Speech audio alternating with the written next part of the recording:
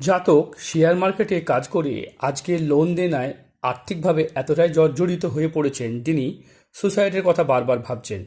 দেখুন, এটা একটা শিক্ষামূলক ভিডিও।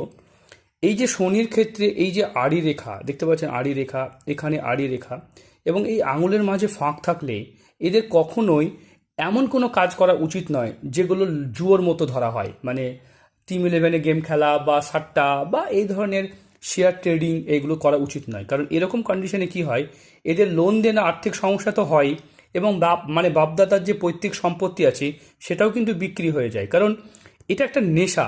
তাই দেখবেন জুয়ো খেলা প্রত্যেকটা মানুষকে আমরা বারণ করে থাকি জুয়ো সাট্টা খেলবেন না।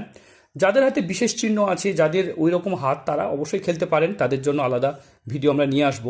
তবে যাদের হাতে এরকম মানে কঠোর এই যে কড়া ঘটা এবং এই যে দেখতে পাচ্ছেন হাতে আঙুলের মাঝে ফাঁক বা এই ধরনের প্রবলেম থাকে, তাদের শেয়ার ট্রেডিং বা জুয়ো বা সাট্টাতে যেতে নেই।